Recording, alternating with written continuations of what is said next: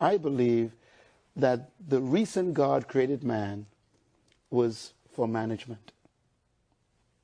Really?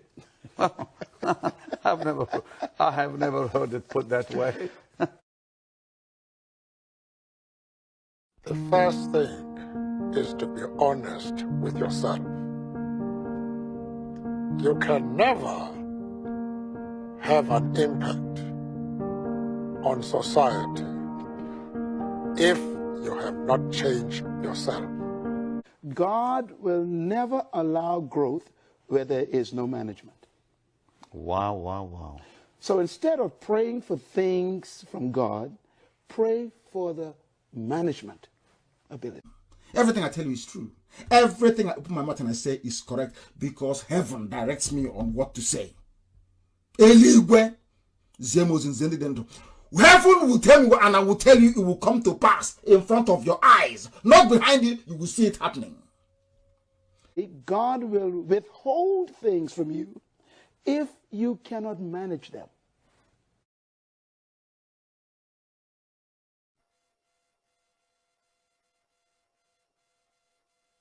When you look at the facts that something around 1 million people perished as a result of the actions of the British and Russian and Nigerian federal governments. Vis-a-vis what we see in Nigeria, which is truly not, it should not be surprising. Look, what's happening in Nigeria is barbarous. It's horrible. I mean, it's complete madness, yet it's not a priority. The United States unilaterally could do almost anything it needs to do.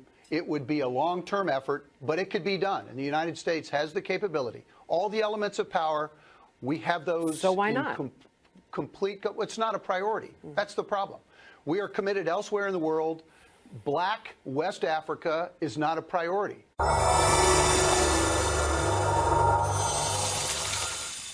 Anybody who changes his principles depending on whom he is dealing, that is not a man who can lead a nation. No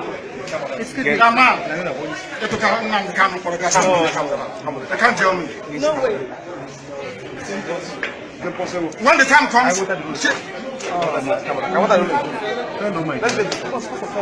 okay. What stupid country is this? So when you see you try somebody's secret, when you like, you try secret. When you like, it's in public. What stupid country is that? What stupid country is that, I ask you? When you like, you try in secret. When you like, you try in private. They are killing my people. They are killing my people. They are killing my people. They are killing my people. After killing my people, you tell me what to tell in secret? The person is mad. Completely mad. Tell Buhari, that's what I said. That he is mad. He cannot tell me. He cannot tell me. He's a madman. There's a contempt of court proceedings here. Contempt of court. They don't obey court order. They don't obey court order. You're telling me secret prayer. Is the person mad? I, Nnamdi Kanu, will sacrifice anything sacrificable to make sure that Biafra comes. We hereby declare no election, no 2023 general election in Biafra land. This no election in Biafra land has been activated. We are going to make it a task that must be done by every Biafran. All measures will be put in place to make sure the adequate civil disobedience is implemented to stop the election in Biafra land.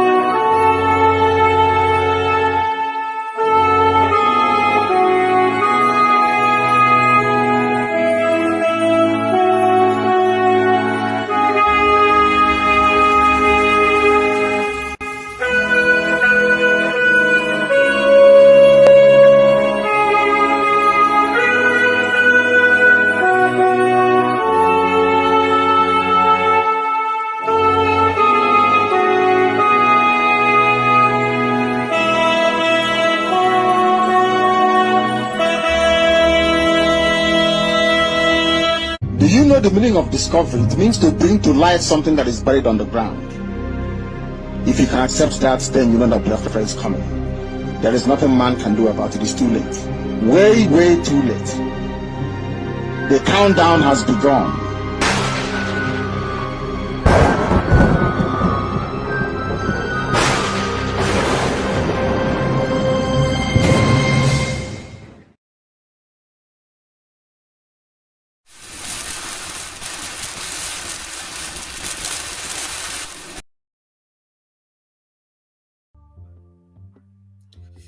Hello, good evening, good afternoon, good morning. I want to appreciate you guys for joining wherever you're joining from and watching this day, the 17th day of February 2023. We're getting closer and closer to the extinction of Nigeria. And that is very, very important to us because we can't just imagine being in our new nation. In fact, it's going to be overwhelming. Today, we have the news of what things going around in the zoo called Nigeria today. News of protests, burning of tires, disrupting movements, and all of that, and lots of activities happening in the zoo called Nigeria. And when people fight the wrong battle, they tend to actually exude the energy that is meant for progress, for something else. And that is why you see that the more they fight and keep fighting and protesting in Nigeria, the more things get worse. You know why? The fight is not focused on the source of the problem. The fight is focused on the symptoms.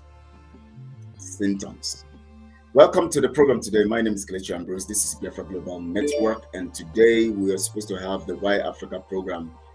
Of course, we interchange between the Why Africa program and the Alliance and Focus program. But today we're going to be doing the Why Africa program. And the Why Africa program, of course, I was supposed to have some dictations and all of that along that line. But because there was not much preparation for that, so we had to shove it. I want to welcome you today to the live broadcaster, and I want to tell you that the time for our freedom and the time for our success has come. And I want you to rejoice wherever you are. Rejoice and be glad. Rejoice and be glad. We're entering into our freedom, and that's what He has ordained, and that's where we're going.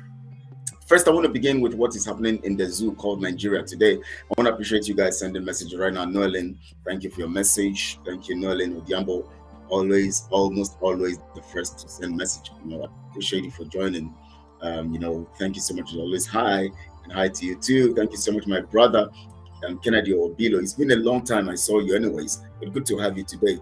Anyways, if you have not been listening to other programs, you can go back and watch them. Yesterday we had a wonderful program. Yesterday it was loaded with information and knowledge, that things people need to know, and the one Nigerians need to know that you can also send to them to have. And also I want to thank you, all must hail Biafra. Thank you so much, Kennedy. That all must hail Biafra. I want to thank you also, Ude Chikwebuka. Thank you so much. Good evening, Mazi Nnamdi. Thank you so much, my brother, for joining. I want to thank you watching. That you have not sent a message yet, but I know you are watching keenly and you are interested in the truth, nothing but the truth. And please, as you watch, just like the video, share on all your social media platforms. Get people to join us and let them receive the word of truth and nothing but the truth. I want you to understand that the basic concept of freedom is truth. If you seek for freedom and you don't stand on the truth, that freedom will be short-circuited. And there's nothing that is going to work effectively. There's nothing that lasts everlasting as something built on truth. Let me give you an example. The reason why you have the world existing for zillions of years now, the world has been existing for millions and trillions. We can't even tell how long the world has been existing. We can't even tell how long, but we can tell how long man, based on scripture, but we can't tell how long the world has been existing, because the world has existed and there have been people and there have been nations in it before it was destroyed and then recreated or restructured in Genesis chapter 1 verse 3, when the restructuring began, which is or recreation began, talking about let there be light, and there was light, and all of that, and everything started again, and life came to the world.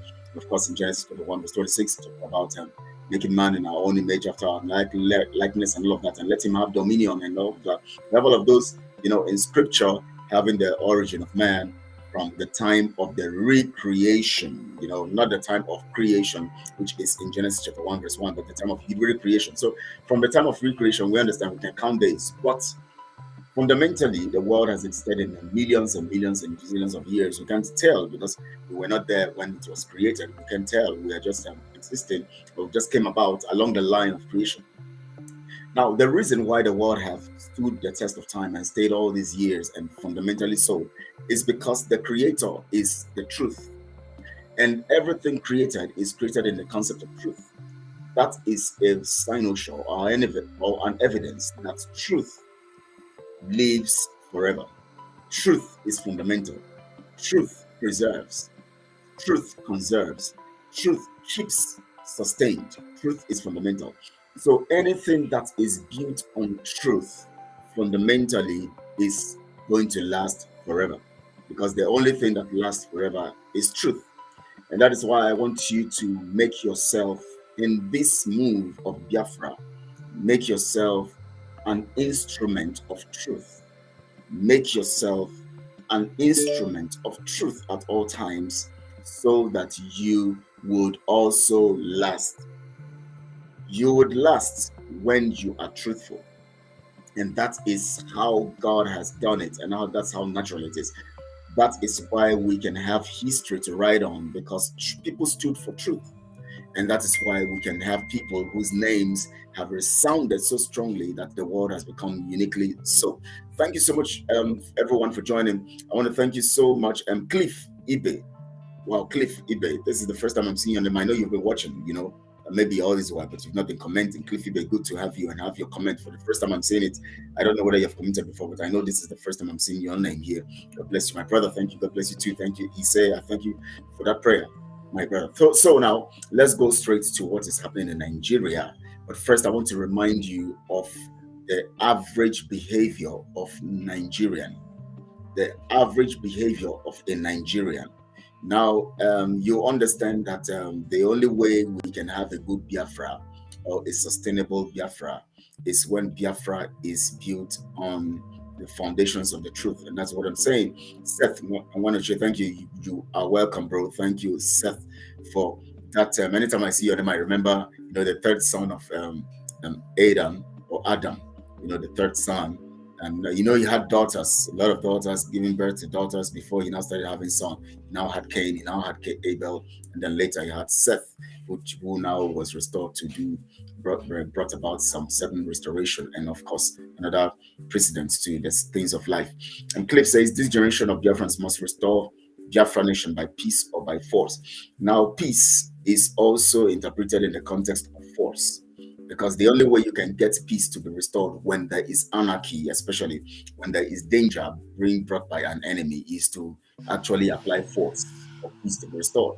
So when we talk about peace, we're actually talking about force too. We're actually talking about war. Because anytime there is a war, it seems someone is antagonistic and something, or there's a misunderstanding or something somewhere that people need to, have the information about, and all of that. So in that context now, you are going to interpret peace by war.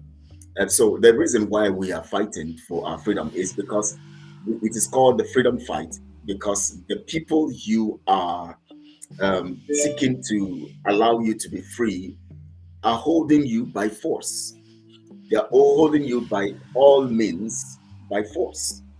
They are restricting you in every way. They are restricting you in all ways. And so by that concept of restriction, which applies the concept of force, and outside your will or out of your will or without your consent, you need also the same force or even higher to free yourself.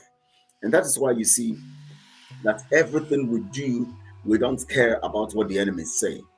Because when you look at the enemies, they are the ones holding you down. How then do you want to look at what they say to get yourself up? And before I go on before I go into what I wanted to say, talking about what's happening in Nigeria, I have seen, my attention was brought to a particular video made by somebody. And today, I don't know his name. I don't know who he is. Anyways, he made a video and he was, he was bringing curse upon himself. And funny enough, he was attributing the letter that the Nigeria agents wrote, saying that Finland wrote, the Finland government or the president of Finland wrote, he was attributing the letter to, I don't know what he meant by people that are suspended, those who were suspended by Mazi Nnamdi, and of course I know that, by Mazi Nnamdi's pronouncement, some people took it as suspension. And he said something, but first I want to let everybody know that we have no contention. We are moving strong together, and we are in this Biafra movement together.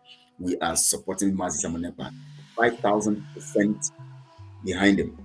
So anybody who has that kind of mindset that there's issue, please take it off. 2, that man who wrote that letter, who made that broadcast, I think it was yesterday or today, I don't know, I can't remember. So just brought to my attention. We just saw the video and I just listened to it. I think it's about, I just watched it. It's about 10 minutes or so. And he was saying that the letter was written by those Mazi Nnamdi suspended recently. And I just laughed. You see, sometimes our people go to the extreme to try to blackmail people. And of course, we know that when it comes to freedom fighting, there are lots of blackmails. There are lots of things flying around, and people want to just cash into every situation for their personal gain. I don't know his intention of doing a video and saying that those who were suspended were those who wrote the letter, implying that it is Finland government that wrote it. I don't know what he. Maybe because I think he has to. He has to maybe go and look at. Maybe he has to go and check himself, medically. Please, when we Biafra come, I want to see Biafra as a country. Tony Wabweze, Biafra is here already. You're already in Biafra. It's just for you to enter into it. It's just like when God told Israel that they are going to go into the promised land. What they did was this: they were already in the promised land. They needed to walk into it. But their actions and all of that caused them to be delayed, but yet they still walked into it. So whatever is happening, around whether, the Nigeria state, the Nigeria contraption, not a state, refusing us to go, or Britain forcing and using arms and killing us and all of that. All of these are the actions that actually God permitted to happen for us to still get. The issue of getting into our freedom is not a question at all. It's not something to be questioned because we are already in it. As long as God has said it and it's an ordination of heaven, we are there already. So let me look at the message of Chukwebuka. He says, Mazi, we couldn't go out today in Ikorodu, Lagos because of riot against the new Naira notes policy. We are tired of Nigeria. I want to assure people that these things that are happening in the Nigeria contraption is not coincidental. It's not coincidental. It is not by chance. It is ordained to happen because they are meant to disrupt and destroy Nigeria. But before I go into what you said, my brother Chukwebuka, I will just want to finish up on the issue of the guy who made that video. I want to tell him today, in case those who know him, those of you who have seen the video, I don't know where that is coming from, and I don't know who gave him that inspiration, but I know it's a demonic inspiration from the pit of Satan, from the bosom of Satan. And he actually implied that those Mazi Nnamdi talked about and named their names are those who wrote that letter, trying to put it as if it's the Finland government that wrote it. Please, if you know him, please tell him that he has just put himself in a spiritual situation that he will only come out to confess before he'll recover. People just go around and just do whatever they want to do to people. As long as I can vouch and I can swear to it that I've come to Biafra movement with a clean heart, at the same time, by God's grace, it's not a boast. At least I have an oil on my head, anointed for the work of God.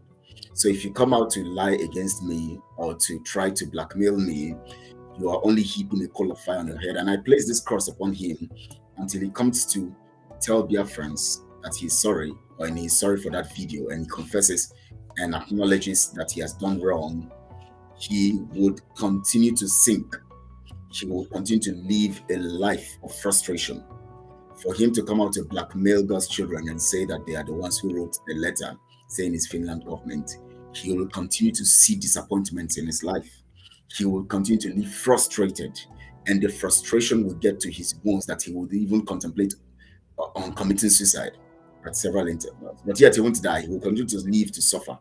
Because for you to come out to blackmail people, that's evidence. You just come on video and say, I want to tell you people, the people who wrote this letter, those people, Mazi Nnamdi Kanu recently, doesn't make sense. So for such kind of comment, you have already drawn a red line in the realm of the spirit, and the spirit of Biafra will haunt you, and the anointing upon our lives to do this job will haunt you. I'm not going to stress on that, and I'm just going to end on that, for today. So that's it for him. So those who know him should just send him this message. I don't know him. You should just cut this part and send to him and let him listen, so that he will know that he knows what to do right, to go and do it right. For you to come out to blackmail people just because you think that you want to cash into a particular situation for your selfish benefits. And that is it. So, my brother, yes, the things that are happening in Nigeria today are not coincidental. They are static and very fundamental to the cause, Pastor Emeka just wrote something now. He said that the curse stands and remains until it does as you have decreed. He say, thank you so much, Pastor, for that. It remains on his head. No pastor, nobody, no seer, wherever he goes, it can't be removed. He just dead spiritual. He just got himself into a spiritual error, fundamental spiritual error, and this curse remains on him. It will continue if he refuses to change, if he refuses to come out to confess, if he refuses to come the way he came out to blackmail, if he doesn't come that way to rescind or withdraw those words, this curse will remain on him. And when he passes out of this life, his generation will continue with that curse, and they will continue until they discover maybe they will see this video and then they will discover where it came from. Because we can't just entertain people coming up to just blackmail, people who have given their lives, dedicated their minds, and put themselves in harm's way, coming out to show their face to the world, fighting the cause of freedom, and then you want to blackmail them. Do you know what you're doing? Do you know what it means? It simply means that you just you have become an evil, you have become an agent of darkness. And what always waits for people who are agents of darkness is destruction. Even when Christ will come for the second coming, what he's coming to do is to destroy the agents of darkness, to finally bring down the darkness. That's what he's come to do. So it is natural that when you make yourself an agent of darkness, you have just positioned yourself for destruction and to be finally taken away by the truth, by the word of truth, and by the gospel of truth. And that's what he has done. So he just came in because he wants to have views, he wants to have his stuff go viral. Hey, they say it is these people that wrote the letter and saying that it is Finland government because they were so-called suspended, because we were not suspended. Hey, we were not suspended, but to them they interpret that to mean suspension. That we were suspended. If you listen to Mazi Nnamdi Kanu, he said we are still working. We are working together, so we are still working. So we're not. But to him now, the pronouncement of banning, the think tank means suspension. And whatever. Maybe he's referring to the ladies, but also the Mazi Nnamdi Kanu talked about being suspended.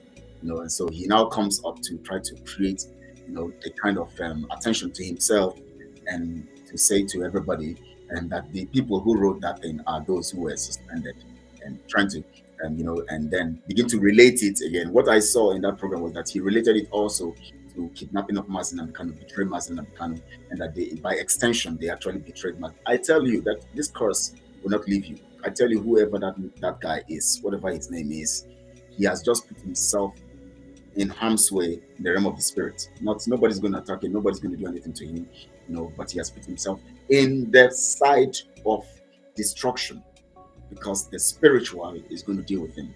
He has blackmailed, he has come against the Lord's anointed. And if you understand what it means to be the Lord's anointed, those who are on the course of truth, those who are on the path of truth are the Lord's anointed. And so for that similar act and action that he has done, this curse remains with him. And of course, joining, Pastor Emeka has joined faith with what I've said, and the curse remains. Mazi, I don't know why I don't get notified when you are online. I always refresh to get live program from you. I don't know why it happens that way. And my sister Nemeka, I don't know why it happens that way. Some people say they don't get notification. I don't know whether there's a problem with YouTube, or YouTube just intentionally want to, when they find out that you are speaking the gospel of truth, they want to begin to cause you some problems. So however it is, anyways, I don't know. Maybe from 3 p.m. Biafra time or 4 p.m. Biafra time, you can begin to check if have come online. Like today, I just came up 5 p.m. Biafra time. So because of some delays, so that is it for that. So now let's go to the Nigeria issue. Today, riots, burning of tires. Today also, as my brother here said, Ikorodu Road, Ikorodu, of course, Ojota Ikorodu. This morning, it was terrible. It was very terrible this morning. Most people didn't go to work, but people were sending me messages from that access who are living around that area. Because I know some people who live in that area. They were sending me messages. We can't go anywhere. This is what is happening to us this morning. We can't go to our offices. We can't do this and all of that. There were shootings, and people were being picked from under the bridge there. The pedestrian bridge at Ojota there. If you know Ojota very well, I think we have 2 pedestrian bridge on that Ojota bus stop before you have that that bridge that leads to Berger to Ibadan and all of that. That bridge that leads to Third Mainland Bridge and also leading to before you get there, you have 2 pedestrian bridges. And I was told that people were being carried and taken away, and some shootings everywhere and all of that. I think there were no casualties anyways, but this riot and all of these things happening, and we know that these things are not coincidental. I told you, remember, Mazi Nnamdi Kanu have talked about these things, and Mazi Nnamdi Kanu also has prophesied that when it comes to the time of the freedom, lots of things will happen, especially now that the dragon flag has been raised. And the biggest mistake would be that you now take me. That's Mazi Nnamdi Kanu now saying it. When you take me, you bring Biafra quickly. That's what he said, and that is fundamental. Now, Eliezer Thomas says more riots are on the way coming. When Pastor Joshua Iginla prophesied about it, they later confronted him. My brother, what Iginla did was not a prophecy. It was a natural word. You should, even anybody can know, you should know that when you refuse to dialogue with people who have decided to take their freedom, who are calling for freedom or referendum, definitely what you are doing is that you are calling for fights. The enemies are already bringing a fight. You are calling for a fight. That's what it is. So what he was doing was advice, dialogue. Now he was not saying anything special. You see, we have given that man so much attention to make that what he said like a prophecy, so that he has capitalized on it to come all out now to come and mess us up. Because now he has drawn so much attention to himself. Through that means he has drawn more members. People are now seeing him as, hey, a man of God, he spoke it. He spoke the right thing. He saw it. What did you see? There was already a chaos. There was already problems. And Mazi Nnamdi Kanu was arrested. And what came out of it was protest and all of that. So naturally, it is natural that if you refuse to dialogue with these people and you keep killing them, you are going to turn them to monsters. It's natural. It is not a prophecy, my brother.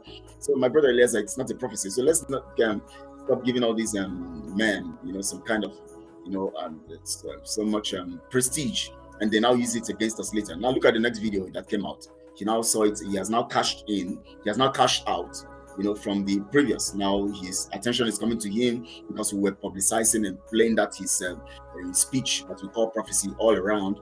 And now the attention came, and then he cashed out of it, and then he came to do another one. He said Nigeria will be intact. So, and telling you that he is now seeing clearer in the spirit. Doesn't that tell you that something is wrong with the spirit he's working with?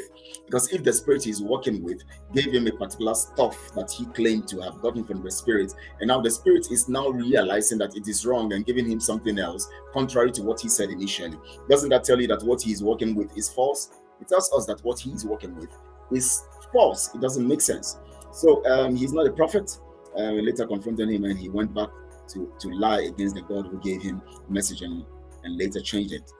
God, it was not a message from God, my brother Eliezer. It was just the thing. He just saw the situation, saw what is going on, and knew that if they refuse to do it's natural. When you begin to kill people, definitely one day they will get angry and fight back. This is a natural thing. When you are hitting somebody, one day they will get angry and they will attack you back. So it is natural. Just like when you have a woman in the house, every time you're abusing and cursing them, your children, you're abusing them and doing all this stuff. One day they will rise up against you and you'll be shocked because they say enough is enough. So the statement, when you hear of enough is enough, it simply means that some things have gotten to the extreme and people want to revolt now. So revolting has been a normal thing. It comes because people got tired of a particular thing at a particular time. So when you are killing Biafrans and killing Biafrans, the next thing you expect is a revolt. And that's what happened. So that is what he knows that should happen, not a prophetic thing, because God never told him that you're going to revolt. God has already told Mazi Nnamdi Kanu, giving him prophecy. If you want to have a prophecy and talk about a prophecy, then you can, or a prophet, you can talk about Mazi Nnamdi Kanu, because he said of things that were not obviously or conspicuous at that time, and were not obviously seen, that you cannot really tell that they will happen. He said of them. He even talked about what is happening now. He even talked about, when you take me, you are going to, you're going to even cause more. He talked about things. He talked about the Fulanis coming to our land to kill our people. He talked about how much they're going to kill people. He talked about even Nigeria becoming Somalia if you refuse to give us. So these are things that are prophetic. He said so many things about what is going to happen to UK, and you know what is happening to UK now. He talked about what is going to happen to the Fulanis and how things are going to happen, and you see it happening. He talked about your money being in the bank. If you leave your money there, what is going to happen to you? And today you can see it. Look at what is happening in the marina. I just watched a video right now. What is happening in marina? Just at Central Bank, the old Central Bank there, the office, and UBA and all, and sorry, Union Bank and all that Marina Road, in Lagos Island. Look at what is happening right there. Look at the crowd there. Look at the crowd there today. Lord have mercy. That is an evidence of a prophecy from Mazi Nnamdi Kanu. So that is what you call prophecy. When Nemeka says, we will Nemeka, I am just talking with my cousin living in Aba. The story here and there is not pleasant at all. I was telling them to get ready because the zoo is heading to division for our freedom. He said, that's good. That's a good message you sent to them, my sister. You sent them the right message. They should just prepare. They have to prepare. People should understand that this is the time to be spiritually alert and to get yourself well informed about spiritual dictates. So let them not be carried away by the activities and thinking that it's just one of those activities. Let them understand that the real message here is that Nigeria is going to scatter and the indigenous nations will go back to their original makeup. That is what God is doing. So God is even making the one Nigerianists very unsatisfied. Even people who are claiming to be Nigerians are complaining right now. Even people who are claiming to be Nigerians are complaining right now. You're right, my brother Kelechi. MK is the real ordained prophet of Elohim. Thank you so much, Eliasa. Thank you for understanding that. Thank you so much. And that's it, because he saw things that obviously you cannot predict. It's not something you predict. He saw them. He said them as at that time when they were not even evident. He said them. So, Kelechi, only Mazi Nnamdi Kanu is the real prophet. Yes, my brother Kingsley Washington. Thank you. You have named yourself Washington. This name, this is Washington. God will help us. Kelechi Ambrose. My name is Kelechi Ambrose. We always want to have this English attachment to our names, but God will help us. We're going to go back to our freedom totally and get rid of all this stuff and begin to bear our names critically. Now, I want you to understand that entering Biafra now is not something we have to dispute. We already know that we're entering. We already know that Biafra is here and we're getting into Biafra. We already know that the narrative about Biafra coming is obvious because we can see it now, we can smell it, we can feel it. There's no dispute about it, and which means that God has already prepared it and prepared it for good. Now remember also, when God prepares something for you also, he expects you to follow the principles of what he has prepared for you and make sure that what you are coming out of doesn't go with you into what you're going in. Remember when God told Israel, he said, now taking you out of this, you have seen the frustration, you have seen the evil of Egypt. You have seen everything your fathers went through in Egypt. Now you are going into another land that is of milk and honey, and you are going there, and what you need to do there is to worship me. In Egypt, you didn't have the opportunity to worship me. In Egypt, you didn't have the opportunity to serve me. In Egypt, you didn't have the opportunity to know me. In Egypt, you didn't have the opportunity to serve me as you should. You didn't have the opportunity to worship. But now you're getting to the promised land, and that is the place where you need to worship. That is the place you're going to worship. All the things you couldn't do to me, your God, you're going to do them in your new nation. The things that the sufferings and the things they put you through, how they stole your strength, they stole your energy, they stole your talents for their good, for their own benefit. They selfishly took your children, your male sons were killed. So lots of things were done against you in Egypt. And those are evidence of evil. Now, when you come to this new nation I'm giving to you, I don't want any of those things that happened to you in Egypt to come with you, because it simply means that then there was no need for you to come to the promised land. So the promised land should be an outright opposite of Egypt. So now let me let you know this. When God is giving you freedom, he is giving you freedom from something, right? Now, when God is giving you freedom, he is taking you to the opposite side of what you are experiencing from where you are, which means that when you move into the place of freedom, everything that happened to you at the other side, or every wrong that is in that side that you found yourself, that God saw it a need for to free you from, is directly contrary to what God actually wants for you. And that's why God moved you from there to this other side, which means that God is telling you that in this other side, every of these things that you are experiencing in this other side is not supposed to be with you. That is why it is called freedom, because in freedom you walk contrary to what you were in before you were freed. Let me get into that properly now. I have Obi Biafra, Ada Biafra, watching from Chicago, USA. Biko Chisike, one name. Thank you so much, Ada Biafra. Good to have you again here. I appreciate it so much, Ada Biafra. Thank you. Now, Adazan says, good afternoon, Kelechi. Thank you so much, man. You're welcome. Thank you for joining. I appreciate you. I know you're working, and at the same time, you saw the need to join. And of course, we have seen Kinsley saying something here. It says, MNK is wetter than white, he's wetter than snow. He's missing him already, not only Biafra. We are missing him, honestly. I miss Mazi Nnamdi Kanu so much. I miss him so much. Somebody was telling me that she called me from, she lives in that Ikorodu access, and she sent me a voice message. She said, why is it that when I listen to your voice, it's like I hear Mazi Nnamdi Kanu talking, because you sound like him. Are you from the same, are you his younger brother or something? I just laughed. I said, that's the spirit. When you are in love with someone, just like when a man marries a woman, before you know it, they start looking alike. Have you noticed that? They might not look alike in the sense of looking alike, but yet they look alike. I don't know whether you get that. They might not look alike in the sense of looking alike, but yet they look alike. When a man marries a woman, you just after some years, they need to look alike somehow, to an extent, even if they don't look alike. That is how it is. So, being Mazi Nnamdi Kanu's son, because I am his son, he's my spiritual father. So, and of course, I know you also, you believe in that too, that you are his son and he's our spiritual father. He's our spiritual father, the spiritual father of all Biafrans. So now, thank you so much, Mike Obiezue. Thank you. Good day, my good brother. Thank you so much, Mike. Thank you. I appreciate you. Doc 5, do the 5. Thank you. Melissa said, just completed an interview with Arise. Yes, MSE and Mazina Simon just completed an interview, and he's going to be posting it soon. Arise TV in London. And so he's going to be posting it soon. That is the sign of progress and sign of moving forward. When Chukwu is doing his work, he's doing it in a way that he does it, that he alone takes the glory.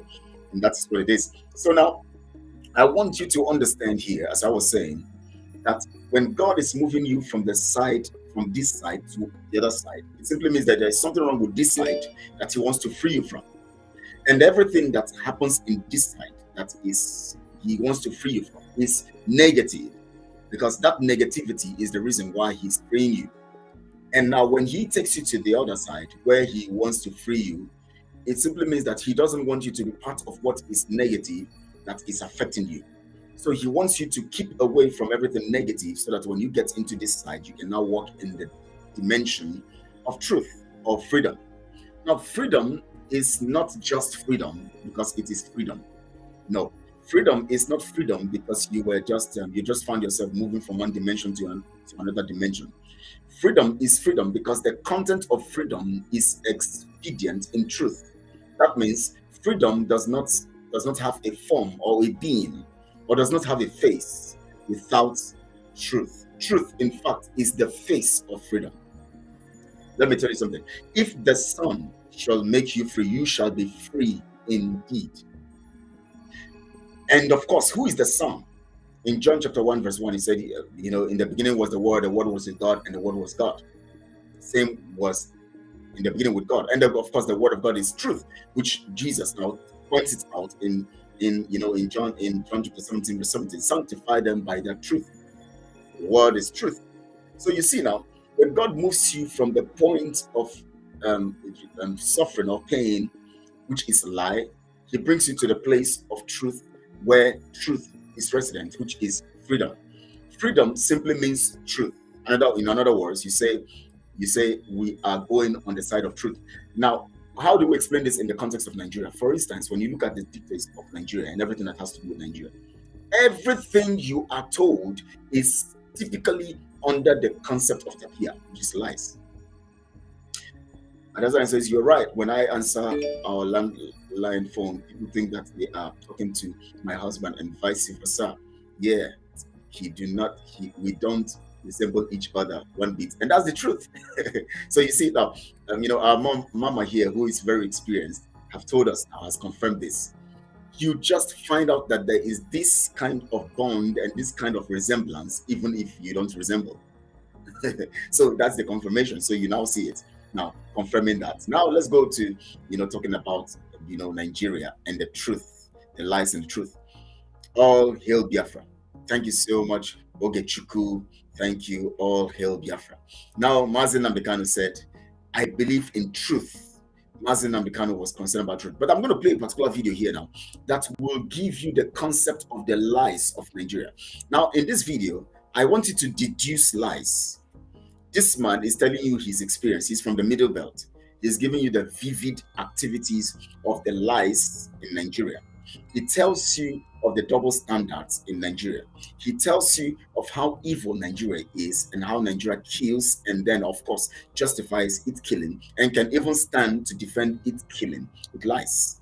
He gives you all of these. Everything about Nigeria is about lies. Now, listen to this video. But before you listen to the video, I want to give you a perspective to Nigeria for the funny video I gave you yesterday.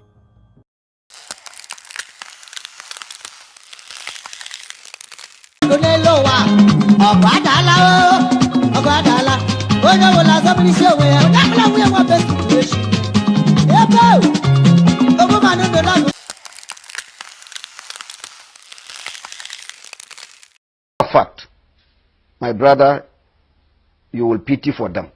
In every attack, I get information 2-3 weeks before it happens. And immediately I get that, I try to alert the security personnel. To a point in time, I was blamed that I'm the one foiling the crisis or the attack. How do I know it? Sometimes they insisted I must tell them the name of my informant and where he's coming from. I said no. And even the connivance between them and the government, they tell me. So when you put the message across, the government doesn't take it serious. And most especially this administration, the governor's aides doesn't even pick calls of anybody. Even yesterday night, I tried calling the governor on the attack going on Doroa. He didn't pick my call. So the missed call is there. He will not reply. Sometimes his PA will give you a message, noted, and it is gone. Even at the heat of the crisis. So you call the STF, their spokesman will tell you they are not aware, and it goes. And most especially, the attack is perpetrated by these military men. They aid them in carrying the attack. So we always give information before it happens. The CIB, they are everywhere and they bring information. But the most painful thing is that the people they are giving them this information are part of the attackers. And they will not even want the police commissioner to know about it. Neither. They will send it further for further investigation. They don't allow it to go. So they must remove those that are on those decks so that information will flow. So when we were on our way to go and recover these corpses, the corpses and the injured, the same STF commander, with the advice of Brigadier General M.A. Bello, told him that we should not pass through. And he was the one that called the defense headquarters, and the CDS told the STF commander, Major General Anthony, that he should not allow anybody to go and carry any corpse. He did. He delayed us for 2.5 hours. The police that was given to us to assist us with about 13 operational vehicles, that's Hilux, he couldn't allow us to pass. It's security versus security. So they had to turn back and go back to their base in Barikin Ladi. So from there I insisted I must go, because I can't allow my people to just die like that without any burial. So I forced myself in with some few people with me, and we entered. Immediately we were approaching the villages. We started seeing the Fulanis grazing on the farm that is already been wheat and then planted. They were grazing on the farmland. We have the videotapes and everything. Then about 5 or 3 meters away, we started seeing some decomposed corpses in the bush along the roads. That was when we started piling these dead bodies. And finally, in Ngar village, we recovered about 78 dead bodies, apart from the missing one. And then in Ganarop, we recovered 33 dead bodies. In Ruku, we recovered 38 dead bodies. Gindi Akwati, we recovered 40 dead bodies. In Barikin Ladi, we recovered 2 dead bodies. In Kaikai, we recovered 9 dead bodies. In Shonong, Riom local government, we recovered 9 dead bodies. And in Nyer, we recovered 86 dead bodies. And all these villages, we have the names of those that were killed. Even children of 2 months, 4 months, and 1 year were macheted. What kind of a human being is that? So, some of them were supposed to survive because they didn't give them any helping hand to take them to any hospital or any clinic around. They died. That is from the information I got from the Hausa Fulani community there. So for that, the military, the STF completely, they did not give any helping hand to anybody. I'm saying this, I can defend this in any court of law. Well, the state governor, his lapses. So he doesn't care about what is happening to us. He is always in Abuja. He is always with the president. So we don't have a governor on the plateau. I'm saying this without any mixing of words. My name is Jerry Datin. He can say anything. We don't have a sitting governor on the plateau. He has no role to play. He is loyal. His loyalty is to Buhari. So we don't have a governor. I'm saying this without any contradiction. Presently, we have lost nothing less than or more than 87 villages to the Fulanis completely. No indigene, no landowner is living in those places. Mind you, in part of Riom local government, the Fulanis told the landowners when they went to farm that, what brought you here? Who gave you this land? They said, it's my own. They said, my friend, will you pack and go, or else we kill you here? And the old man and his wife refused to go. They killed him. The same thing in Bokos. 9 villages raided. Up till now, no indigene has gone back to that place in Dafo. And they are planning to take over Butura. Very soon they will take over. Yesterday night they have taken over Doroa. They extended to Marabang Kantoma and then Jakatai. So if really the federal government wants peace, for us to live in peace, they should ask these Fulanis to vacate those villages that has been taken over by them with immediate effect. If they really want us to live in peace, they should ask the Fulani to vacate all these places that they have occupied, that it has become their territory. We have one traditional ruler who is taking care of us, who is our voice is Aku Uka of Ukari. But the rest, we don't have traditional rulers. I will say this without any mixing of words. Reason is because they have been politicized.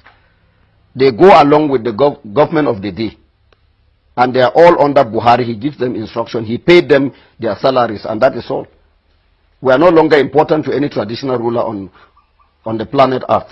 Those that did the killing, as I told you, the burial that took place in Gar, which I did, I officiated the burial.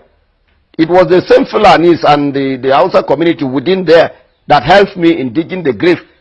And they know the perpetrators. They know them. They saw their guns. And nobody was arrested. But for some of our boys who were carrying cutlasses, they were arrested. So you cannot arrest a militia that is trained by federal government. You can't arrest them because they are the ones that send them. Like Maiduguri, Borno and Yobe, Adamawa, they have civilian JTF. Can you arrest civilian JTF? You can't. So they are part and parcel of the military.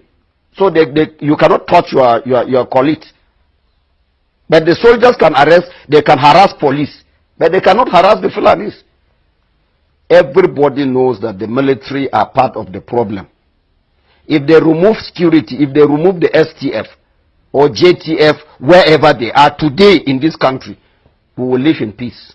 Some of the security agencies, they were the ones that reliably informed us because they loaded these things in their presence. And these uniforms are already in Plateau. And they are with the Fulanis. I will tell you that Brigadier General Bello was the one that went to distribute this uniform. He used his military hillocks to disburse these uniforms in those villages that were attacked on Saturday and Sunday, and that of yesterday night, Monday night. So General Bello is fully aware. If he can be arrested and then questioned, he will tell them where he kept the uniform and how he distributed them. Whenever they come, any commander that come here, he is coming to make his billions and go away. The Fulanis are giving them cows. I remember what do you call it? My contact with T.C. Ude, General T.C. Ude. He detained me for 5 weeks. He collected cows from the Fulanis. The day he moved the cows from Plateau to his village, that was the day I made my call, and he was retired. Voluntarily, by force. The same thing all of them are doing. They will tell you they are Christians. General Anthony is speaking with the Sultan. He takes directive from the Sultan direct. Because Bello is here on a mission. What kind of a country is that? People, the whole world have spoken about the combination of the army chiefs. But Buhari is not giving us consent. So he is here to actualize Islamization of Nigeria.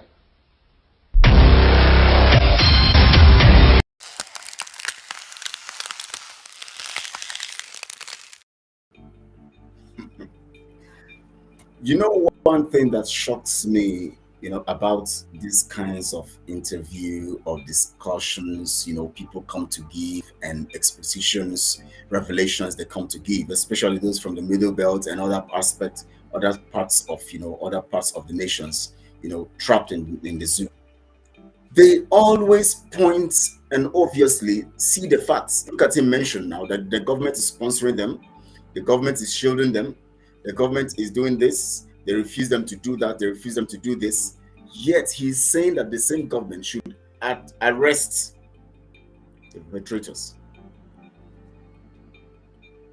The same government that he claims or he knows that is committing this crime. Fulanis living in communities and nobody is threatening them. No, they have sacked the owners, the indigenous. They are now in IDP camps and they have occupied the communities. The military is not threatening them. The military is not going there to bombard them. Nothing is happening. They are just there. He knows that for them to be there audaciously means that the government is backing them. He knows that the government in power is Fulani. He knows that the people coming into those communities are Fulanis. He knows that Fulanis don't fight themselves. He knows that once a Fulani is taking an action, the government backs him up. He knows all of these things. Yet he says that the Fulani government should arrest those who are doing all of these things. He knows the military heads are part of those selling, taking cows, doing all of the things they're doing. He still believes that the government in Abuja should come and arrest these people. I don't know how complex. You see, being a Nigerian is a complex syndrome. It's a complex Down syndrome. CDS. Complex Down syndrome. How can you know? Oh, Lord have mercy.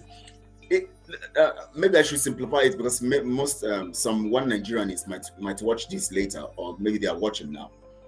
Just imagine that you know that this man killed your brother.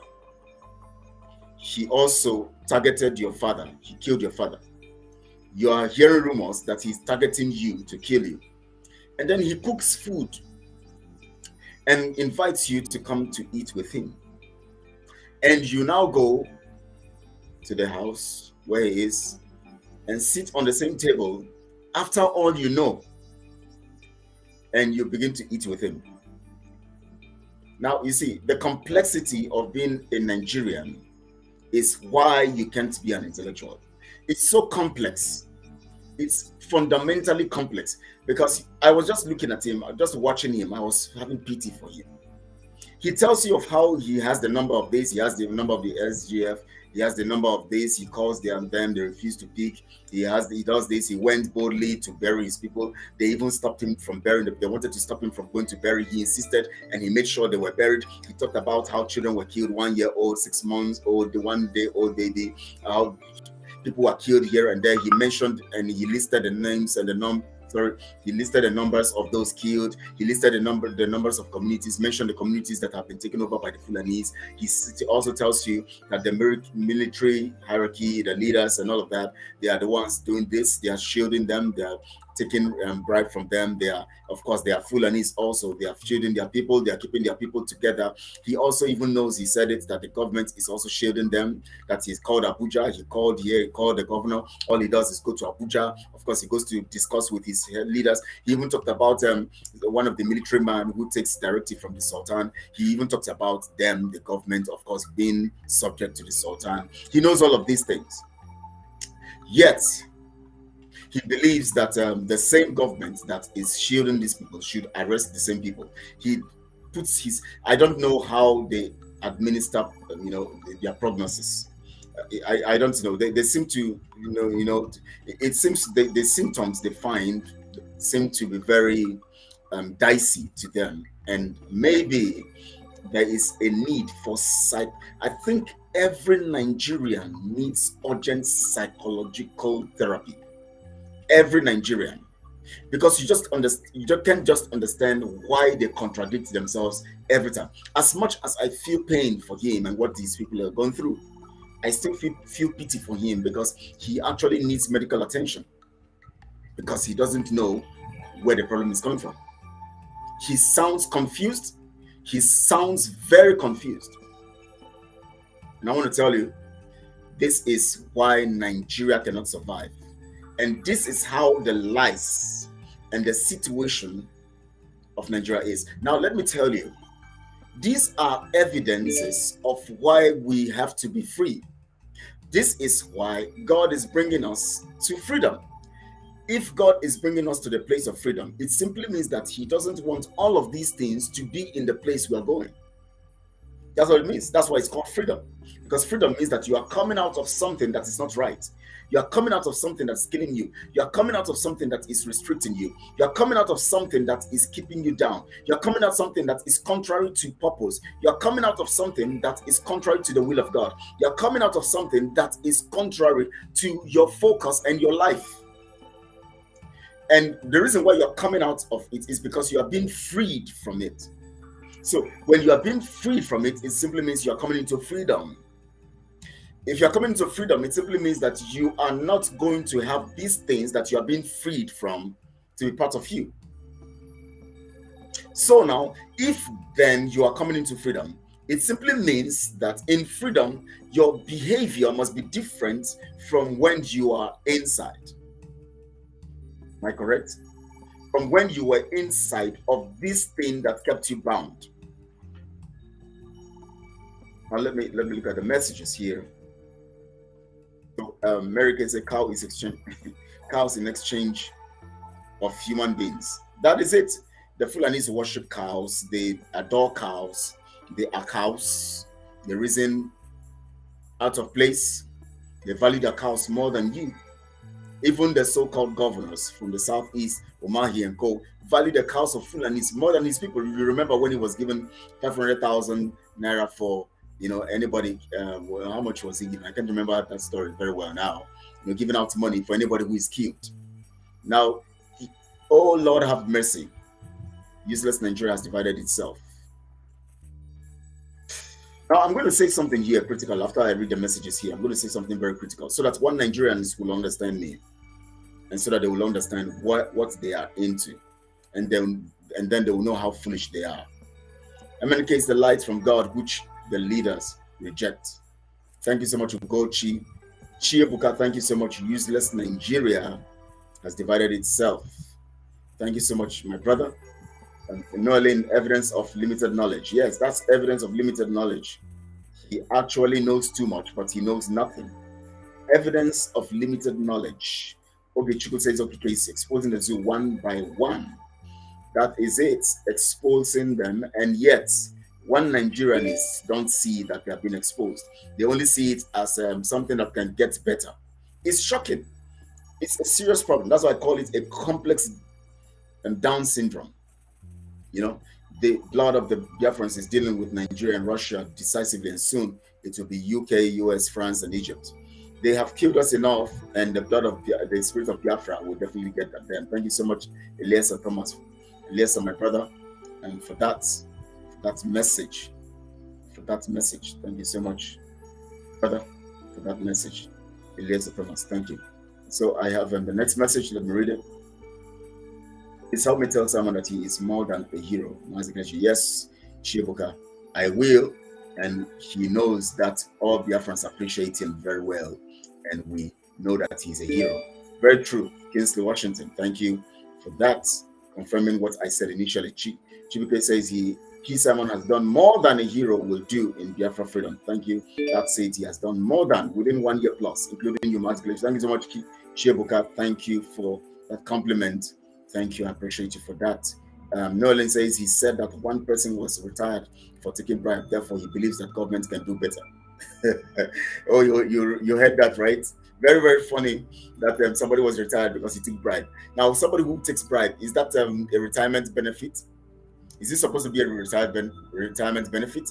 Anybody who takes bribe have committed an offense. It's a crime. It's crime. In fact, bribery is a fundamental crime in any society that is reasonable.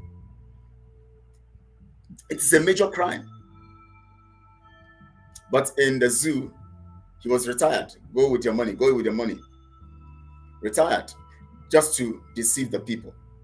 And all autopiloted people. Thank you so much, Shia for that message.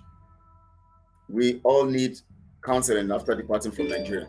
Yes, we need counseling after departing from Nigeria. You know why? We are going to corrupt Biafra if we don't get the spirit of Nigeria out of us as we leave Nigeria. Now, this is where this message is going. If we don't get rid of the spirit of Nigeria and we get into Biafra with that spirit, that mentality, all these things we have experienced in Nigeria and all these things we have taken, all these attitudes and behaviors and actions and way of life, modus vivendi we have taken from Nigeria, if we move into Biafra with them, we are going to create a lot of problems for ourselves. That's where the message is going. But first, I want you guys to understand something. Let me explain something to you, one Nigerianists and those who are crying for Nigeria. Now, have you ever thought about it why you are called a citizen of Nigeria. Because all over the place, BBC, CNN, everywhere, you hear citizens of Nigerians, the Nigerian citizens. And I begin to think, what makes someone a citizen? What does it mean to be a citizen? It simply means that you are part of a nation. You are fundamentally part of that nation based on the fact that you have been engrafted or you are born into it. Now, citizenship means that you have a full right to nationhood and the activities and the benefits of a nation. Citizenship is attributed to nationhood. Am I correct? Now, we all have the knowledge, including these British people and these Americans and all the people all over the nations of the world and all the media outlets in the world. We all are knowledgeable that Nigeria is a British company, registered as a British company, Royal Niger company, which was later named Nigeria, but it's still it's a company. It's a company that is used to siphon resources and steal the resources of the people, and also take the best brains of the people abroad. And if Nigeria is a company, that is if anybody's not disputing it, because I want this one Nigerians to understand. I don't know if they still remember that Nigeria is a company. Now they can go to, if you are a one Nigerianist, just go on the internet, browse it, and get the information about how Nigeria came about. Nigeria is a company. We can't doubt that. Now, if you now say you are a citizen of Nigeria, what does it mean? I'm saying it slowly this way and trying to beat it, very simple, use simple languages to explain so that one Nigerianist will understand. What does it mean to say that you are a citizen of a company? It is only in Nigeria that people are citizens to a company. How can you be a citizen of a company? You can only be an employee of a company. You can't be a citizen of a company. Doesn't that tell you that somebody is telling you something, telling you some lies there and deceiving you somewhere? Doesn't that tell you that those who are posing as your leaders actually lying to you? Because they call you citizen of Nigeria when Nigeria is just a company. Nigeria is not a nation, it's a company. So how can you tell yourself that you're a citizen of a company? Does it make sense? Please, one Nigerianists, how can you tell yourself that you are a citizen of a company? I don't understand. Is there anywhere in the world where we have people saying they are citizens of a company? You can only say you are an employee or a member of a company. Now, how come you are so intellectually backwards that you don't even understand what it means to be a citizen? Because by fundamental evidence, citizenship is attributed to nationhood. It is not, you don't say a citizen of a company, you say an employee of a company. I work with this company, I'm an employee of this company. You don't say I'm a citizen of this company. How come in the context of Nigeria, you are now a citizen of a company called Nigeria? Don't you get it that you are being deceived or you are just being stupid? How can you tell yourself? We have people like Patutomi, we have people like all these guys who said Bismarck, Rewane, we have Ngozi Konjo-Iweala. We have all these people who say they are intellectuals, but they are not intellectuals. You know why? They don't even know that they are saying what is wrong, that they are citizens of a company. Oh my. So let me go with the messages that you have sent. Indeed, freedom means breaking out of spiritual and physical shackles of bondage, slave and hardship, and breaking through to your freedom, prosperity, and success. Thank you so much, Eliza, for that definition. Getting into prosperity, success. Where is prosperity and success in Nigeria? None.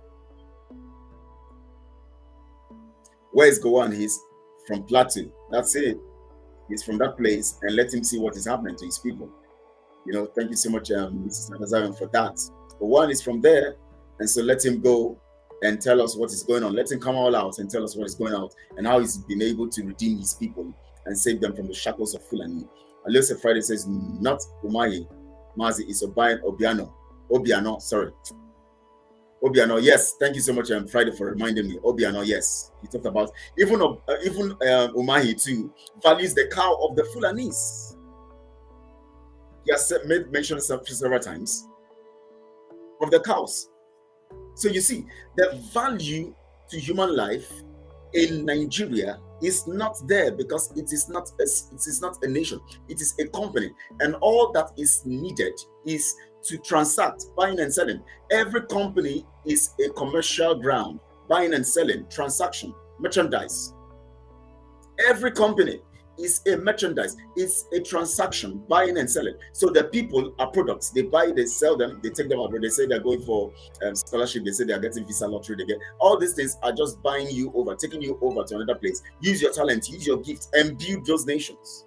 You are just a product because you are only an employee and one who is serving under the British company. You are not a citizen, for God's sake. So as much as you renounce your nationhood, which is Biafra or Oduduwa or any of the nations in the Middle Belt or even the Hausa, as much as you renounce, you refuse to admit that you are of those nations, or as much as you say you are a Nigerian and you don't identify with your nationhood or your indigenous nation, then you are just stateless. Because until you acknowledge that you are a Biafran, until you acknowledge that you are an Oduduwa citizen, until you acknowledge that you are a Hausan and break loose from shackles of Fulanese, until you acknowledge that you are from one of the tribes in the Middle Belt, until you acknowledge that that is where your obeisance should be, until you acknowledge that that is where your loyalty should be, until you pledge to your nationality, until you pledge to Biafra or Oduduwa or any other nation, until you pledge to them, you have no nation. You are not a citizen of any nation. If you are pledging to Nigeria, you simply don't have a nation. You simply are not a citizen anywhere. So that is why when you carry the green card or the green passport anywhere, you are not treated like a citizen. You are only treated like a product. Because you know why? You are claiming to be a citizen of a company, whereas all over the nations of the world, they know that a company only has employees and employers. The British are the employers. You are an employee. The Fulanis are their employees and all of that. You are a product of transaction. So you're not a citizen. You can't be a citizen under a company. Let me go on with the messages. Let me go on. Elias Thomas says he's supposed to be behind bars and being retried for taking bribe. Okay, relating to that stuff the guy was talking about, the retired person. He's supposed to be arrested and put behind bars and not being retired because he's not the punishment. That's it, Elias. He's supposed to. And let me go to the next message. James, God bless you, my brother, for the good work. Thank you so much, James. I appreciate you. God bless you too. Good evening, Mazi Nnamdi Kanu, and all hail Biafra. Flora. Akubuilo.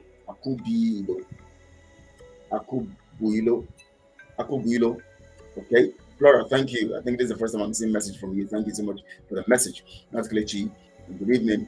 I am just coming now. Still, I will later watch it from the beginning. Thank you so much, Market Teacher. Where yes, I know you will always watch it later. I know you always watch later when you don't meet up. So thank you. I appreciate you for that. And we have Elias Thomas says Nigeria is a slave company of British royal government, where the British exploit and steal from us. That is why Shell Oil Company can pollute Ogoni land through oil spillage and degradation. That is it. That is it. That is it. My brother, you said it right. That is it. So now, Elias Thomas and go scot-free. Thank you so much for that, my brother Thomas, for that. Thank you. Now we have Margaret Ojibwe says exactly well said. And that is it. You have no nationhood. You are only a product. We are going to drag everyone, Nigerian people, to the wall, whether they like it or not. And that's the truth. She, Ebuka, thank you so much for that. You know, thank you so much for that. And we have Kingsley Washington says educated illiterate everywhere, professors with one research, political parties with without ideology. Thank you so much, Kingsley Washington, for that. So good, I tell you, if you are a Nigerian, you are not a citizen, you have no nationhood, you are only a product, because Nigeria is not a nation, it's a company, and you only have employees and employers in every company. Thank you so much, sir, for joining. I appreciate you. Pastor Emeka Livingstone is live with us. Thank you so much for joining us. Please, I know you would want to say hi and hello to Biafrans. Please, you can go on right away. Yes, Biafrans, hello. God bless you, everybody. I've been listening to Kelechi, though I'm busy doing something, but it's a conversation. His discussion is so wonderful that I have to take out a little time to make some contribution. You know, where I am is a place where you don't expose them for security reasons. America here. So that's why I want to talk without you seeing my face. Thank you, Biafrans. God bless you. Thank you so much, Pastor, for that. And we understand, of course. Now, I was just making some points here because some people call themselves Nigerians, citizens of Nigeria. And all over the nations, including the US, everywhere, they call them citizens of Nigeria. And we know that Nigeria is a company, and people now, it is only in Nigeria that they attribute the people to be citizens of the company. And I don't know how possible that is, because it makes no sense. We only know that in a company, which is of course transactional, it's about merchandise, it's about buying and selling. Every company has employers and employees, you know. And so if Nigeria is a company, which we know, evidence is out there, can prove to that. How come you tell people are claiming to be citizens of Nigeria? What do you think, Pastor?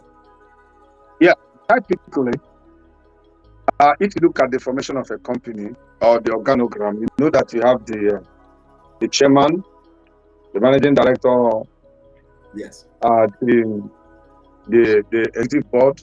Then you begin to have deputy directors, assistant directors, general managers, you know, just going down the organogram till you have ordinary employees right down to the office person that sweeps. So, if you look at Nigeria, Nigeria was never designed by the British to be a country. In their concept, Nigeria was a business enterprise, a company. Nigeria is called the Royal Niger Company. So the British never saw a situation where a country will come out of it. But when agitations for independence came up, they said, well, the only way which we can manage this economy very well and exploit them is to grant them this wish as a people that have a nation. But we don't recognize that nation. That is why whoever is killed there, as long as our interests in business are not affected, we don't care. Now, I want you again to look at it from this perspective. When you come to a company, the director, anybody that is appointed in any position in a company, occupies his office, does his work, earns his pay, takes advantage of his office, and raking as much money as he can through maybe some allowances or benefits or privileges, or how he can use his office to manipulate and make more money. That is exactly what is happening in Nigeria. From the president to the vice, the ministers, the senators, these are executive members of this Royal Niger Company, which Britain ordained. And whenever anybody is selected or appointed, it's an opportunity for him to go and make his money in this company that has so much money. This is the most progressive and the richest company you can think of in the world, because they don't have resources based on innovation. They have resources based on natural bounty that God gave, and they are limitless. And as time progresses, more is being discovered that where this company is located and the ground where they built their headquarters, there is so, and the field where they operate, there is so much to gain from it that in the next 500 years, it will be able to take care of Britain. And then of recent, they got this natural resource called Californium, which they said one glass about $27 million. That is another strong point why this company must remain. So all the people that are in the company, all the executives and the local government chairman, right down to the least person, the clerk in the office, they are all members of this company making their monies. Then we are products. Now, these products which we are, it's not that they manufacture these products, but these are products that, or let me say, we are not product, but product is the raw material. We are the slaves, that is the field workers, whom the masters compel them to dig ground, mold block, do everything. Now, we are never seen as human beings that have feelings because we are in large number. And so, even if any of us dies, there will always be a replacement. And the way our mind has been programmed, we cannot protest. We would rather be grateful to these people that they gave us something to eat in our own land than protesting and taking over. On the other hand, we'll be looking for where individually we may decide on our own to read and come to an extent where we might leave the ground at the basement there where we work in the field and be lifted up to be the office where we supervise the people we just left. So it's just the milking thing going on, exploitation. So if you look at the company, that's how Nigeria is. Now, in the process of when the Egyptian taskmasters were punishing the Jews, if in making bricklaying, land to make blocks, you die, the Egyptians take you away and bring another Jewish man to replace, because the Jews basically were slaves to work for Egypt to build the Egyptian economy and take care of the Egyptian people. So basically the Jews, who were husbandry men, gave them meat to eat, did their farm work for them, did their cities, and if they died, they replaced them with another. They were not seen as human beings. They were seen as 1/3 of quality when compared to that of a human being. Just like the slaves were seen as 3/4 human beings in America and Britain in those days. So Nigeria was never designed to be a country. That's why whoever comes in does not think of the country. And that company which they run, which they are member in, they don't even look for the good of the company. They're only there to exploit, because the company does not depend on innovation. It depends on exploitation of natural resources, which are in superabundance. So anybody that appointed, elected, comes in to take his own, because it is enough so much that the master who owns the company doesn't even bother how much you steal, as long as a particular quantity of those resources are sent to sustain him. And then in the process, as you work, even if 500 workers collapse in a mine and die, cover that mine, dig another mine in the next place, let the work continue. We need money in the headquarters. So they don't care. That is the thing with Nigeria. Nigeria is a company. It's not a country. So anybody that comes to Nigeria never had any interest in building it as a nation. They only came that they were employed in a company and they're working. That's why Britain does not recognize the killing of Nigerians as long as oil flows. They don't care who kills anybody as long as constantly there is a flow of resources to sustain their economy, keep their homes warm, make sure their educational institutions function, their children go to school. We are condemned, sorry, not we, God forbid, we are Biafrans. Nigerians are condemned to be like that forever. That is why when Prince made a comment, in fact, Nnamdi Kanu said, any man that is a Nigerian, in fact, it's not an abuse, it's not an insult, he's mentally insane. It's not of his own making. He has been so what we call configured to be like that for the whole of his life, for the rest of his life. The only time you know there's a difference is if that Nigerian leaves Nigeria and goes overseas to work. You see him do very well in the department where he's posted, and he excels and does better, and they utilize them effectively. But once they come back to Nigeria, they come.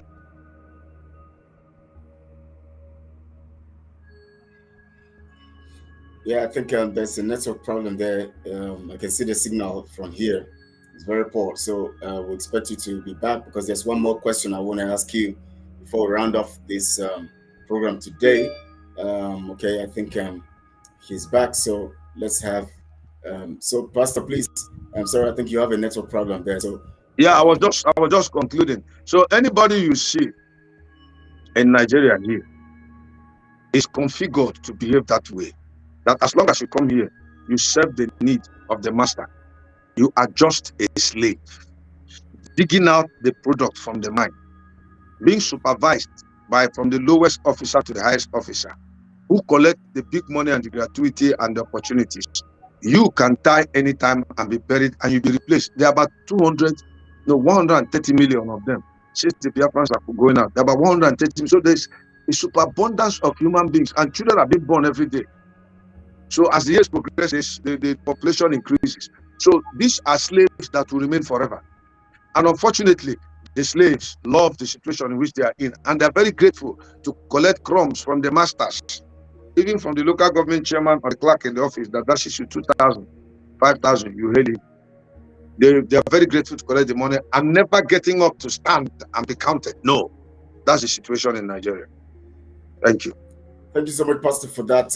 We don't have time to go deeper into that analysis, especially talking about, you know, the slavery, talking about the products, talking about the company itself, and talking about the consequences to the people, and talking about the citizenship claim of you know, to a company. Now, I want to ask you just one more question before we round off, you know, just the last question. Now, we are looking at how we are certain now that we're getting into Biafra.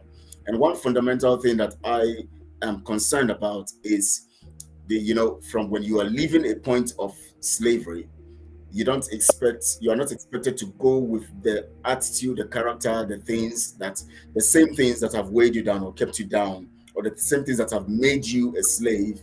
You're not expected to get them into, you know, freedom, which means that our people must begin to understand that it is high time we began to get rid of the spirit of Nigeria from us, so that as we get into freedom, we can now build our nation on the path of truth.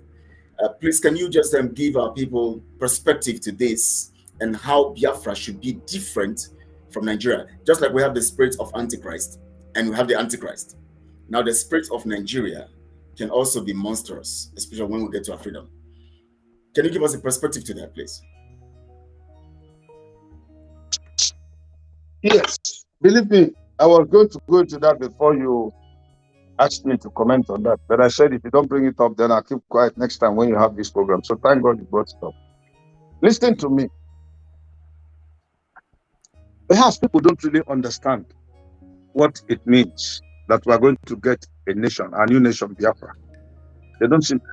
People basically are only interested, let's get Biafra, let's get Biafra. But what are the plans and the programs for Biafra? You start now. You start now and begin to set good examples, lay foundation. These things will be reference point tomorrow if Biafra is going to succeed as a nation, progress as a nation, and expand as a nation. That is why we normally say that since Onyendu has proved himself to be reliable, we will need him to lead the first government of Biafra that will set the templates for subsequent governments to follow. They say this was the way Onyendu started. And then we continue. Of course, we will operate with the constitution for Biafra. That's a fact. And then we know that the Biafra that is coming is a kind of interim government that may not be by election. It will be by appointment of Onyendu and co. And then as they begin to do, gradually going through phases of election, maybe from the primary level, local government, state, and then national, until in a gradual way of transfer of power, we begin to, you know, transfer this attitude of government that is different from Nigeria into upcoming administration, so they continue from there. So the Biafra now we are going to have will be 180 degrees away from Nigeria. We are turning away from what was into what is to come. And when God was to bring the children of Israel into the promised land, he gave them rules and regulations on how they shall live in the land so that the land shall prosper. These are the things that are very, very vital and fundamental. And if at any stage we begin to show any kind of superimposition of maybe power or authority without checking it now and begin to set templates for future, we might end up replicating the Nigerian attitude. Let me give you a classical example. Even in the church, if a man is a deacon in the church and that deacon has a lot of money, makes contribution in the church, And the deacon perhaps have a problem with an ordinary member, probably doesn't have money. You might see that the pastor might call the ordinary member and tell him, okay, forget about it, God bless you, they pray for him. It's what? The deacon does not reconcile with the person. And so when you want to talk, they say, why did you, because you don't have the Spirit of God, you should have forgiven. Now, it's a wrong conception. Because what has made America a standard society, or Britain, is the insistence of the truth, equity, justice, and fair play. It's upon this pedestal that a nation can stand and progress. And God insisted on that in the law when he gave to Moses the 630-something laws that had to deal with their relationship with one another. He says that you should not look at persons in dispensation of judgment. You should speak the truth. For I, the Lord thy God, I watch. It is on the basis of this equity, justice, fair play that a society is built. I want Biafrans to know it in their minds and carry it. That if we have to live as a nation, every person has equal right and opportunity. Every person matters. And if I will hurt you to get something, and then it is like they put hand on your head, forget it, don't worry, and you go ahead. If your spirit is killed, we have killed the spirit that built up Biafra, because it is the spirit of equity and oneness. So if you hurt one person, like Joshua raised a curse on Jericho and said, God be the man that will rise up to build this city. He shall raise the foundation in his firstborn son and shall complete it in his lastborn son. It was a curse, and it happened. Somebody did it and was cursed. But the curse lingered until the time of Jesus Christ. But because there was one man in that city who believed in God, but he was a blind man, blind Bartimaeus. He was not a rich man. Jesus, for the sake of one man, entered into that city that Joshua had placed a curse. And that curse, Jesus went there to fulfill it, because he came to fulfill the law. And as Joshua made that curse, Jesus went into that city to preach and deliver blind Bartimaeus.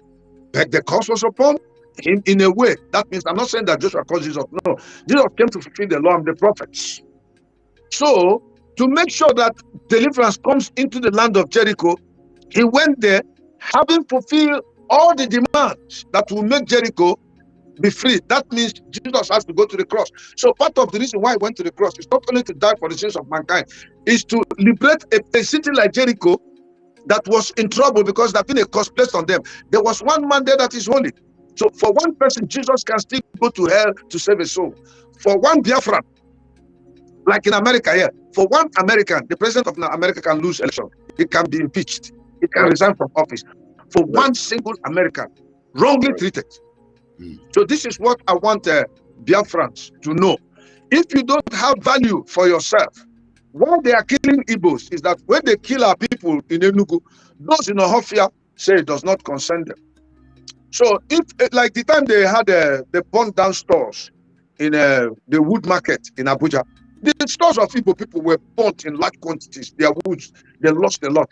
The next day, Igbos who were not affected came to business and did their business. But when the Northerners did not see their tomato and onions being bought by us, they left it there in the market. Nobody could buy it. It got rotten. They collectively protested and went to Ibazu, and Ibazu paid them money. That is oneness. So unless we get that into our system, the creed of Onyara, we're not even following it. Unless we see a hurt upon one man, is a hurt upon every Biafran. If you rape a Biafran girl, you have raped all Biafran women, and it has consequences. Americans do that. If you kill an American, wherever you are, Americans will fish you out to face the law. Thank you. Thank you so much, Pastor. There's so many dimensions to this, this particular topic, but because of time, we might not mind, and of course, you are busy also.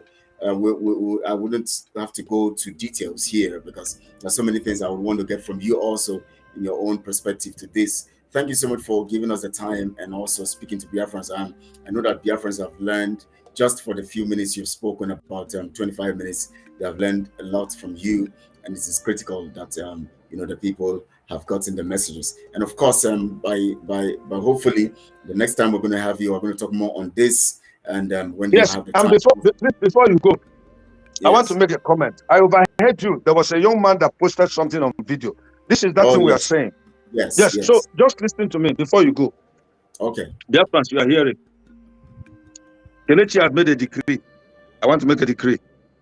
Before the God of heaven, whom I worship and serve, in the name of his son Jesus, if that letter originated from us, me, Kelechi, Prince, or Dazion, let the curse of God be upon us forever.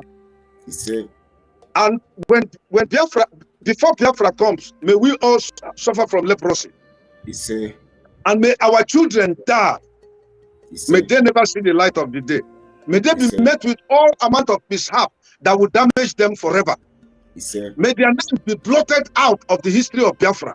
He said, that from generation to generation, the curse shall continue upon our families, and no man shall remove that curse.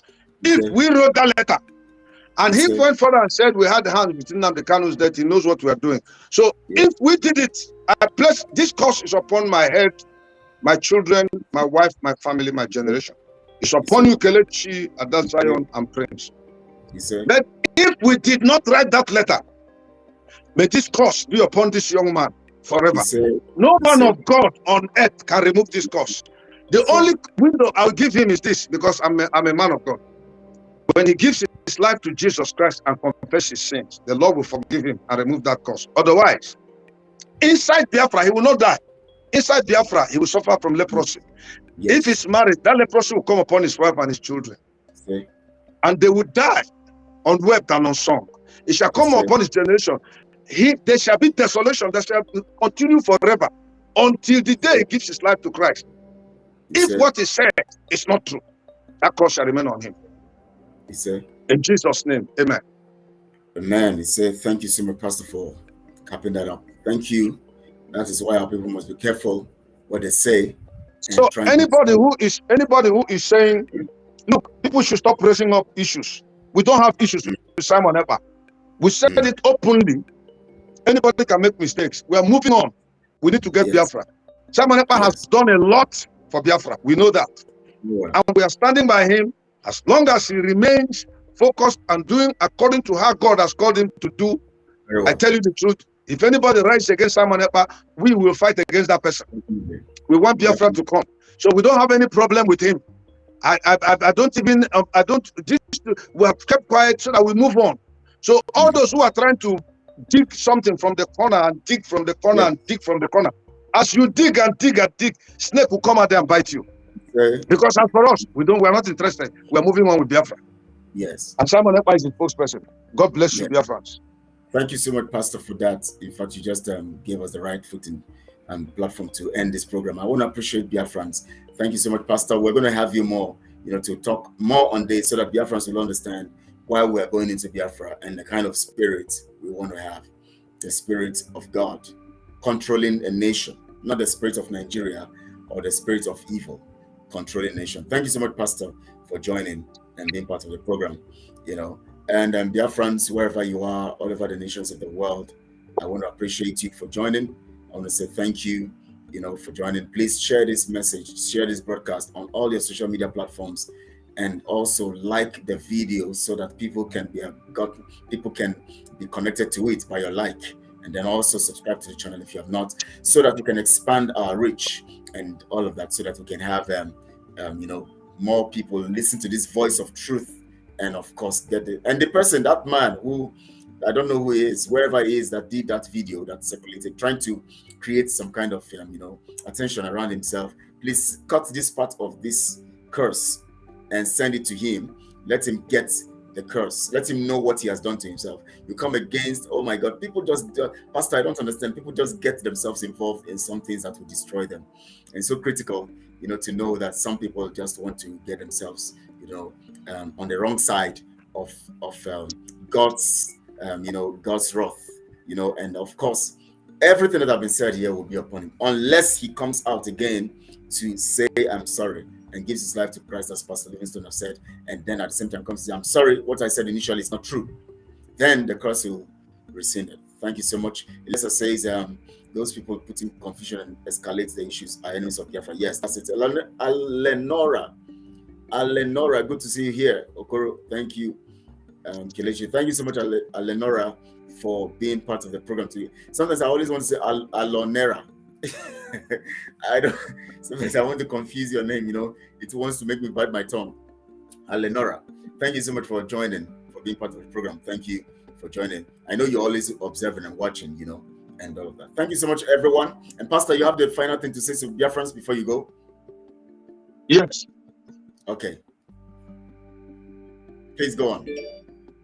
Kelechi, as we've just spoken, there are people who get up and say, but you're a pastor, why are you talking like that? They heard the person's video, they did not call him to order. Yes. And those are all the evil people we have in our midst, whose business is to stir up trouble. They cannot speak the truth. They can't stand and judge between two things and say, you are wrong here, you are wrong here. Let's correct it. No, they don't. Yes. Yes. They will tell you to cover it up. And as we have spoken, some of them will get up and say, but he said he's a pastor. Why is he cursing somebody? Yes, that's the thing. Do you know what damage is to a man's name and his reputation? Oh my I have God. a family. I've been a born-again Christian for 36 years, serving God with all my heart. And then suddenly somebody who I don't know where it's coming from comes to tarnish my image. Biafrans, let me tell you the gospel truth. If we're going to enter into Biafra and succeed there, we must work in equity, justice, fair play. We must work in truth. We must work in truth so that this liberty will be complete. Otherwise, there is going to be an implosion inside Biafra that will see people killing each other because of misunderstanding, because of anger, because of mistrust. Yes. Thank you. Thank you so much, Pastor. Eleonora says Elijah cursed people. Curse is always on those people who do evil. It's always like that. So definitely curse is upon anyone who tries to use other people to shine. They want to shine in Biafra. You think Biafra is about shining? You think Biafra is about coming to, to show yourself? Nobody's looking for title or any position here. We are here to establish truth so that the nations of the world will see truth and see how truth operates. That's why we're here in Biafra. That's why God called us into it.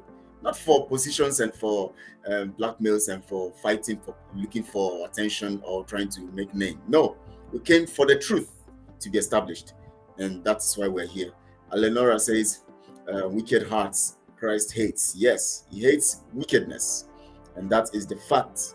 And that's the truth. God cursed wicked people. Yes, God himself cursed wicked people. So definitely, there's no way you are, whether we say anything or not, you're already cursed for saying that kind of thing against God's people. People that you don't know, you have not met us before. Honestly, I don't understand how people behave. You don't know them. You don't even, you have not met them before. You have not had any business dealing with them. Suddenly, because you had an opportunity, you saw a privilege or you saw something, happen about 3-4 days ago and 5 days ago. You just come all out, design a video just to give a wrong impression so that you can have more viewers. Wow, there's somewhere they have said, that video, of course, was copied by somebody. Now he's getting more viewers. So there's somebody that have uncovered those who wrote that letter. There's somebody who have uncovered those who wrote that letter. Can you imagine? You want to use men of God to shine. You are cursed.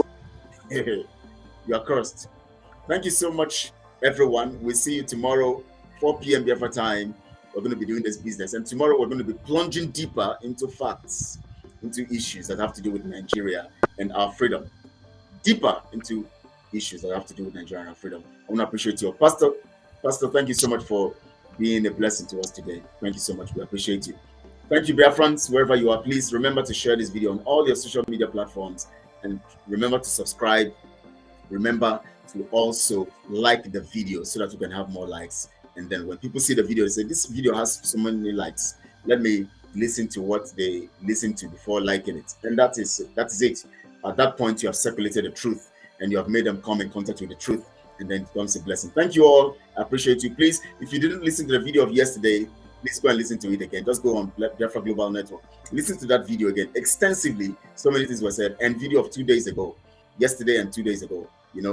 Very powerful exposition there. You'll get some facts you need to have.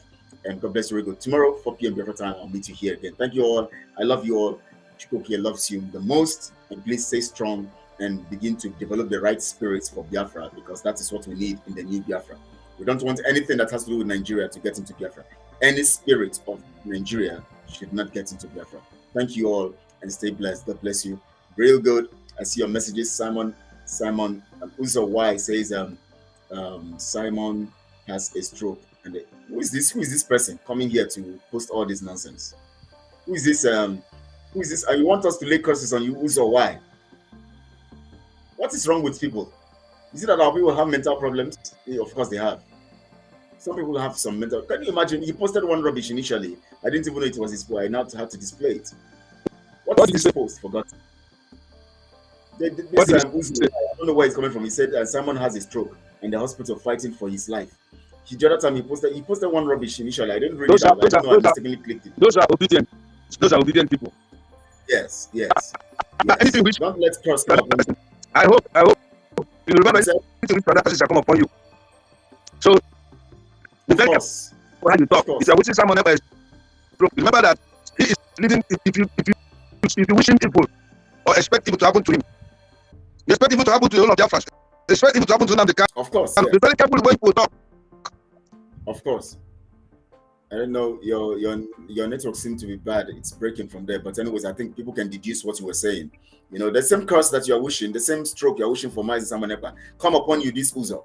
It will come upon you and your children. To come up, if you're not married, just get prepared. It's going to come upon you and then it will be extended to your children. How can you come here to tell me that on this hallowed platform, come and tell us someone has a stroke? Are you Simon?